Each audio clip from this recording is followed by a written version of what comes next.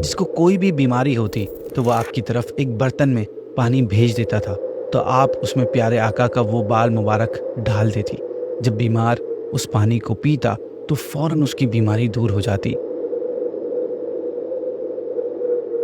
السلام علیکم ورحمۃ اللہ وبرکاتہ۔ ایک نئی ویب سیریز سٹارٹ کرنے جا رہے ہیں۔ اس ویب سیریز کا نام ہے حضور صلی اللہ علیہ وسلم کی خوبصورتی۔ اس ویب سیریز میں ہم نبی کریم صلی اللہ علیہ وسلم کے بے مثال حسن و جمال کے بارے میں سنیں گے۔ اس ویب سیریز میں ہم جانیں گے کہ اس کائنات کی بلکہ اللہ پاک کی تمام مخلوقات میں سب سے حسین و جمیل پرسنالٹی، سب سے زیادہ بیوٹیفل پرسنالٹی یعنی نبی کریم صلی اللہ علیہ وسلم کتنے حسین تھے، کتنے بیوٹیفل تھے۔ تمام ایپیسوڈ میں جو بھی قرآنی آیات اور حدیثیں بیان کی گئی ہیں وہ آپ کو ڈسکرپشن میں ان کی ڈیٹیلز مل جائیں گی، ان کے ریفرنسز مل جائیں گے۔ ناظرین، میں بھی کسی کے مائنڈ میں یہ کویشچن پیدا ہو کہ ہم نے تو آج تک یہی سنا ہے کہ حضرت یوسف علیہ الصلاۃ والسلام اس دنیا میں سب سے زیادہ حسین مرد تھے، تو پھر یہ دونوں باتیں تو آپس میں ایک دوسرے سے کانٹرڈکٹ کر رہی ہیں، تو اس کا آنسر کیا ہے؟ یہ کنفیوژن کیسے دور ہوگی؟ اس کا جواب اس روایت میں ملے گا۔ چنانچہ حضرت شاہ ولی اللہ محدث دہلوی رحمۃ اللہ تعالیٰ علیہ فرماتے ہیں کہ میرے والد شاہ عبد الرحیم رحمۃ اللہ تعالیٰ علیہ کو خواب میں نبی کریم صلی اللہ علیہ وسلم کی زیارت نصیب ہوئی، تو انہوں نے عرض کیا رسول اللہ صلی اللہ علیہ وسلم، مصر کی عورتوں نے حضرت یوسف علیہ الصلاۃ والسلام کو دیکھ کر اپنے ہاتھ کاٹ لیے تھے اور کچھ لوگ انہیں دیکھ کر بے ہوش بھی ہو جاتے تھے، لیکن کیا ریزن ہے کہ آپ کو دیکھ کر ایسی کیفیات طاری نہیں ہوتی؟ اس پر نبی پاک صلی اللہ علیہ وسلم نے فرمایا، میرے اللہ نے غیرت کی وجہ سے میرا حسن و جمال لوگوں سے چھپائے رکھا ہے، ہڈن رکھا ہے۔ اگر وہ جیسا ہے ویسا ظاہر ہو جاتا تو لوگوں پر بے خودی یعنی اپنے آپ سے بے خبر ہونے کی کیفیت طاری ہو جاتی، اس سے کہیں زیادہ بڑھ کر آ جاتی، جو حضرت یوسف علیہ الصلاۃ والسلام کو دیکھ کر ہوا کرتی تھی۔ ہندوستان کے ایک بہت بڑے شاعر، بہت بڑے عاشق رسول امام احمد رضا خان نے اس سے متعلق بڑا بہترین شعر ارشاد فرمایا۔ کہتے ہیں کہ حسن یوسف پہ کٹی مصر میں انگشت زنا، سر کٹاتے ہیں تیرے نام پہ مردان عرب۔ یعنی مصر کی عورتوں نے جب حسن یوسف کو دیکھا تو اس میں اتنا گم ہو گئی، اتنا دیور ان دا آ آف اٹ کہ اس میں مدہوش ہو کر انہوں نے اپنی انگلیاں کاٹ دیں۔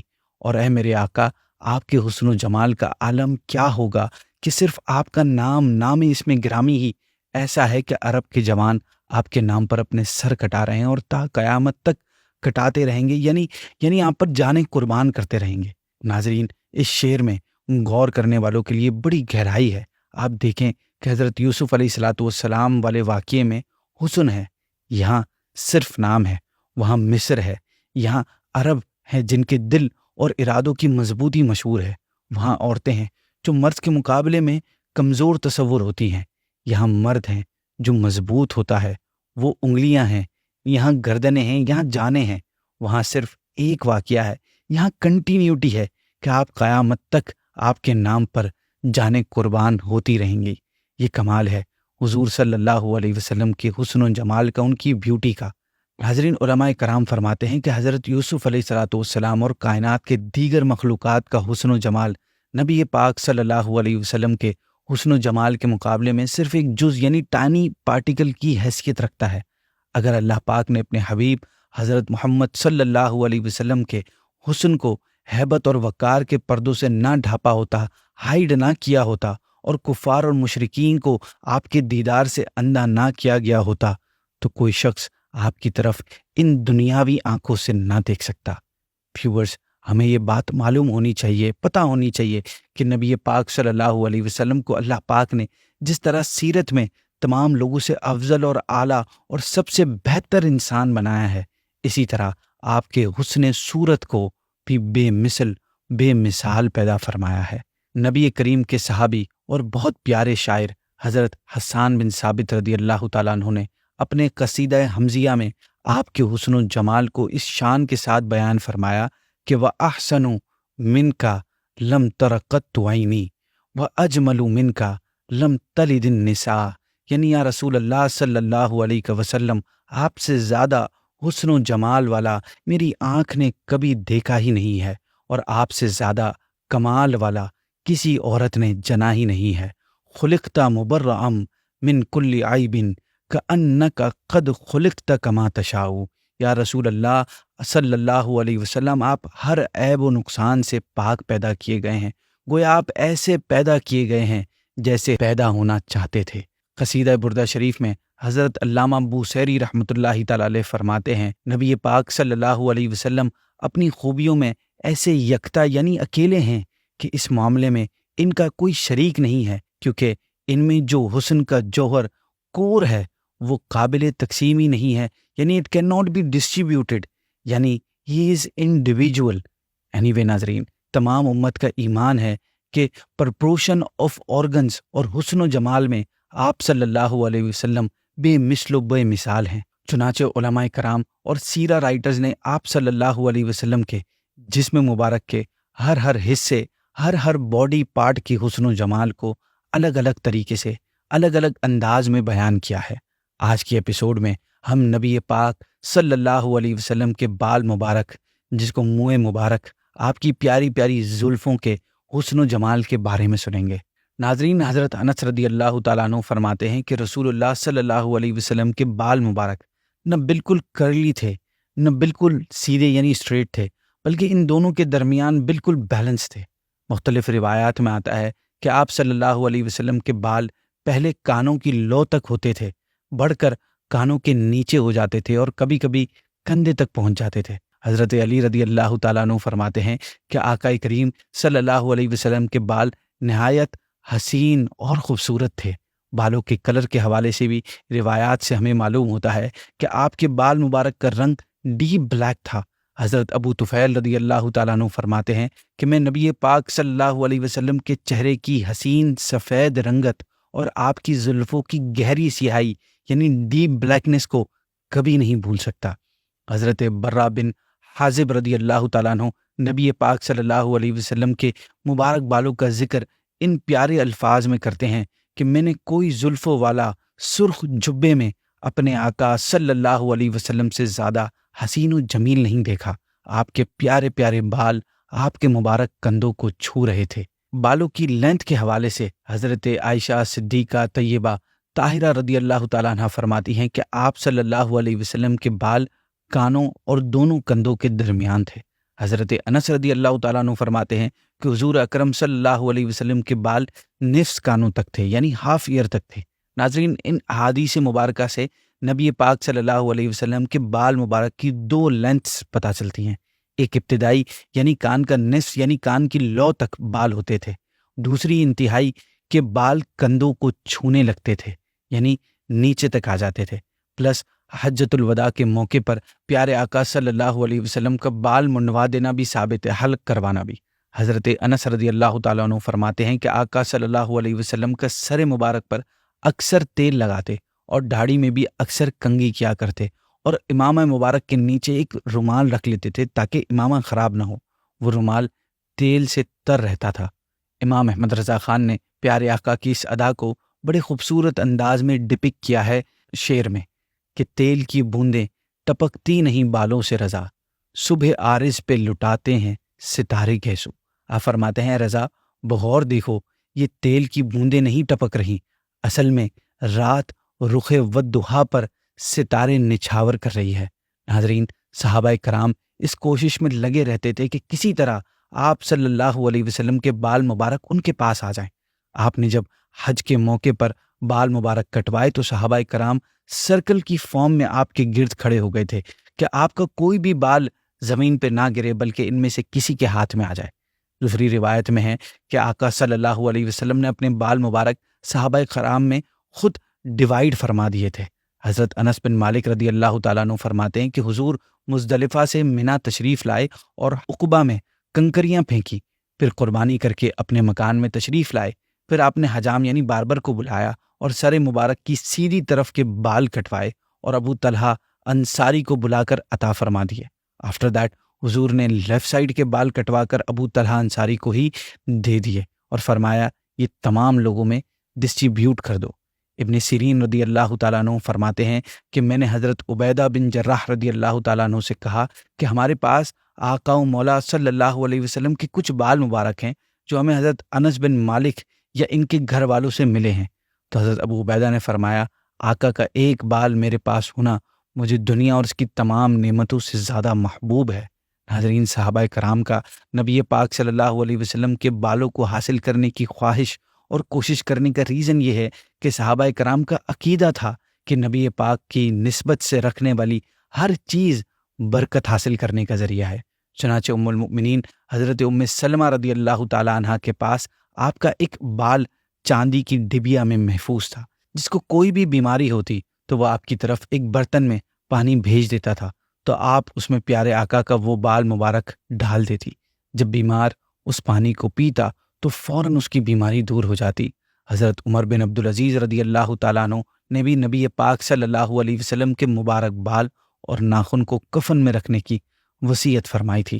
حضرت خالد بن ولید رضی اللہ تعالیٰ عنہ کی بہادری، بریوری اور کفار کے مقابلے میں آپ کی فتح پوری دنیا میں فیمس ہے۔ ایک مرتبہ آپ اپنی بہادری کا اظہار کرتے ہوئے لشکر کفار کی طرف بڑھے۔ ادھر سے مقابلے کے لیے ایک ہٹا کٹا ماہر واریر نکلا۔ دونوں نے کافی دیر تک ان دونوں میں سخت مقابلہ ہوتا رہا، یہاں تک کہ حضرت خالد کا گھوڑا ٹھوکر کھا کر گر گیا اور آپ اپنے سر کے بل آ گئے۔ اس دوران آپ کی ٹوپی زمین پر جا پڑی۔ پہلوان نے موقع پا کر آپ کی پیٹھ پر آ گیا۔ ایسی کنڈیشن میں جب دشمن آپ کی پیٹھ پر چڑھا ہوا تھا، آپ اپنے ساتھیوں سے چلا چلا کر کہہ رہے تھے کہ میری ٹوپی مجھے دے دو، میری ٹوپی مجھے دے دو، خدا تم پر رحم کرے۔ یہ سن کر آپ کے ساتھیوں میں سے ایک شخص دوڑ کر آیا اور اس نے آپ کی ٹوپی آپ کو اٹھا کر دی۔ آپ نے اسے پہن لیا اور پھر اس پہلوان کا مقابلہ کیا، یہاں تک کہ اس کو قتل کر دیا۔ لوگوں نے اس واقعے کے بعد آپ سے پوچھا کہ آپ کے اس عمل کی وجہ کیا تھی کہ دشمن آپ کی پیٹھ پر موجود ہے اور آپ کو اپنی ٹوپی کی فکر ہے جو شاید 2-4 آنے کی ہوگی۔ آپ نے فرمایا کہ وہ ٹوپی مجھے اس لیے عزیز ہے کہ اس میں پیارے آقا صلی اللہ علیہ وسلم کے پیشانی کے بال ہیں جو مجھے اپنی جان سے زیادہ پیارے ہیں۔ ہر جنگ میں ان مبارک بالوں کی برکت سے ہی جیتتا ہوں، اس لیے میں اس ٹوپی کے لیے بے چین تھا کہ کہیں ایسا نہ ہو میں ان کی برکت سے محروم ہو جاؤں اور وہ کافروں کے ہاتھ لگ جائے۔ ایک مرتبہ آپ تھوڑی سی فوج لے کر ملک شام میں جبلہ کی قوم سے مقابلے کے لیے لڑنے گئے اور ٹوپی گھر بھول گئے۔ جب مقابلہ ہوا تو رومیوں کا بڑا افسر مارا گیا۔ اس وقت جبلہ نے تمام آرمی کو آرڈر دیا کہ مسلمانوں پر ایک ساتھ مل کر اٹیک کرو۔ حملے کے وقت صحابہ کرام کی حالت نہایت نازک ہو گئی، یہاں تک کہ مسلمانوں میں کسی نے حضرت خالد سے کہا کہ آج لگتا ہے ہماری موت کا ٹائم آ گیا ہے۔ آپ نے فرمایا سچ کہتے ہو، اس کی وجہ یہ ہے کہ میں آج اپنی ٹوپی گھر بھول آیا ہوں جس میں پیارے آقا صلی اللہ علیہ وسلم کے بال مبارک ہیں۔ ادھر یہ حالت تھی کہ رات نبی کریم صلی اللہ علیہ وسلم حضرت ابو عبیدہ بن جراح پہلے جو فوج کے لیڈر تھے ان کے خواب میں تشریف لائے اور فرمایا تم اس وقت سو رہے ہو، اٹھو اور خالد کی مدد کو پہنچو، کفار نے ان کو گھیرے رکھا ہے۔ حضرت ابو عبیدہ اسی وقت اٹھے اور لشکر کو حکم دیا کہ فوراً تیار ہو جاؤ، چنانچہ وہ فوراً تیار ہو کر لشکر اسلام کے ساتھ تیزی کے ساتھ چلے۔ راستے میں انہوں نے ایک سوار کو دیکھا جو گھوڑا دوڑائے ان سے آگے آگے جا رہا ہے۔ چند تیز رفتار سپاہیوں کو آپ نے حکم دیا کہ اس سوار کے پاس جاؤ اور معلوم کرو کہ یہ کون ہے۔ سوار جب قریب پہنچا تو پکار کر کہا اے جوان مرد ذرا ٹھہرو۔ یہ سنتے ہی وہ رک گیا۔ دیکھا تو وہ خالد بن ولید کی وائف تھی۔ حضرت ابو عبیدہ نے ان کے ساتھ آنے اور تیزی کا ریزن پوچھا تو انہوں نے بتایا امیر، جب رات کو میں نے سنا کہ آپ صلی اللہ علیہ وسلم نے لشکر اسلام کو نہایت ہی بے تابی سے حکم فرمایا ہے کہ خالد بن ولید کو دشمنوں نے گھیر رکھا ہے، تو میں نے خیال کیا کہ وہ کبھی بھی ناکام نہ ہوں گے کیونکہ ان کے ساتھ آپ صلی اللہ علیہ وسلم کے بال مبارک ہیں۔ لیکن جیسے ہی میں نے دیکھا تو میری نظر ان کی ٹوپی پر پڑی جس میں بال مبارک تھے۔ یہ دیکھ کر میں ٹینشن میں آ گئی، چنانچہ میں اسی وقت چل پڑی کہ کسی نہ کسی طرح ان بال مبارک کو ان تک پہنچا دوں۔ حضرت ابو عبیدہ نے جب یہ سنا تو فرمایا جلدی جاؤ، خدا تمہاری مدد کرے۔ چنانچہ انہوں نے گھوڑے کو ایڑی لگائی اور آگے بڑھ گئی۔ رافع بن عمر جو حضرت خالد کے ساتھ تھے فرماتے ہیں کہ حالت یہ تھی کہ ہمیں اپنی موت کا یقین ہو گیا تھا کہ پھر سڈنلی کہیں سے تکبیر کی آواز آئی۔ حضرت خالد نے دیکھا کہ یہ آواز کدھر سے آ رہی ہے۔ جب رومیوں کے لشکر پر نظر پڑی تو دیکھا کہ ایک سوار ان کے پیچھے لگا ہوا ہے اور وہ پاگلوں کی طرح ادھر ادھر بھاگ رہے ہیں۔ حضرت خالد گھوڑا دوڑا کر اس سوار کے قریب پہنچے اور پوچھا اے جوان تم کون ہو؟ سوار نے جواب دیا میں آپ کی وائف ہوں، آپ کے لیے آپ کی مبارک ٹوپی لائی ہوں جس کی برکت سے آپ اور مسلمان فتح پاتے ہیں۔ آپ نے حضرت خالد کو ٹوپی دی جسے آپ نے پہن لیا۔ ناظرین، راوی قسم کھا کر کہتے ہیں کہ حضرت خالد نے ٹوپی پہن کر جیسے ہی کفار پر اٹیک کیا تو ان کے پاؤں اکھڑ گئے اور اہل اسلام کو فتح مل گئی۔ ناظرین، آپ صلی اللہ علیہ وسلم سے نسبت رکھنے والی ہر چیز کا ادب و احترام لازم ہے۔ مولا علی کرم اللہ تعالیٰ وجہہ الکریم فرماتے ہیں، میں نے رسول اللہ صلی اللہ علیہ وسلم سے سنا کہ آپ اپنا بال ہاتھ میں لیے ہوئے فرما رہے تھے کہ جس نے میرے ایک بال کی بھی بے ادبی کی اس پر جنت حرام ہے۔ حضرت ابو حفص سمرقند رحمۃ اللہ تعالیٰ علیہ اپنی کتاب میں روایت کرتے ہیں کہ بلخ میں شہر میں ایک تاجر تھا جو بہت مالدار تھا۔ اس کا انتقال ہوا، اس کے 2 بیٹے تھے۔ میراث میں اس کا مال ہاف ڈیوائیڈ ہو گیا۔ اس کے چھوڑے ہوئے سامان میں مال کے علاوہ نبی پاک صلی اللہ علیہ وسلم کے 3 بال مبارک بھی موجود تھے۔ ان 3 میں سے ایک تو دونوں بھائیوں نے لے لیا۔ تیسرے بال پر بڑے بھائی نے کہا کہ اس کو آدھا آدھا کر لیتے ہیں۔ چھوٹے بھائی نے کہا ہرگز نہیں، اللہ کی قسم، حضور کے بال کو کاٹا نہیں جا سکتا۔ بڑے بھائی نے کہا کہ پھر تو اس بات پر راضی ہے کہ یہ تینوں بال تو لے لے اور باقی سارا مال مجھے دے دے۔ چھوٹے بھائی نے اس آفر پر خوشی سے راضی ہو گیا اور ایکسیپٹ کر لی۔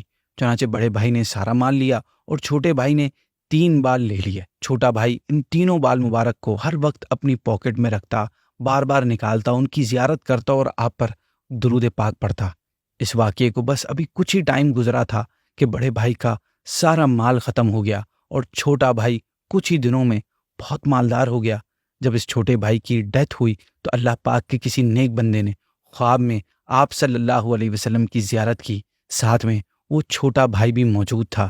آپ صلی اللہ علیہ وسلم نے ارشاد فرمایا، تم میں سے جب کسی کو کوئی حاجت پیش آئے تو اس کی قبر کے پاس بیٹھ جائے اور اللہ پاک سے اپنی حاجت کی دعا مانگے۔ اس کے بعد لوگ خاص طور پر اس کی قبر کی زیارت کے لیے اور وہاں دعا مانگنے جاتے تھے، حتیٰ کہ بات یہاں تک پہنچ گئی کہ ہر سوار جو اس کی قبر کے پاس سے گزرتا تھا وہ رسپیکٹ میں اپنی سواری سے اتر جاتا اور پیدل چلتا تھا۔ ناظرین، آپ نے دیکھا کہ ایک شخص کو اس بال مبارک کی عقیدت اور رسپیکٹ نے کہاں سے کہاں پہنچا دیا، اور اس کے بڑے بھائی کو مال کی محبت کی نحوست سے کیا ملا۔ گویا اس پر یہ شعر فٹ آتا ہے کہ نہ خدا ہی ملا، نہ وصال صنم، نہ ادھر کے رہے نہ ادھر کے رہے۔ اسی کے ساتھ ناظرین آج کے ایپیسوڈ کو اینڈ کرتے ہیں۔ کل انشاءاللہ حضور صلی اللہ علیہ وسلم کے ایک اور خوبصورت عضو یعنی باڈی پارٹ کی بات کریں گے۔ ہمیں اجازت دیجیے۔ آپ کو یہ ایپیسوڈ پسند آئی، یہ میسج پسند آیا، یہ انفارمیشن اچھی لگی تو پلیز اپنے دوستوں کے ساتھ، اپنے فرینڈز گروپس کے ساتھ اس کو شیئر کیجیے۔ السلام علیکم ورحمۃ اللہ وبرکاتہ۔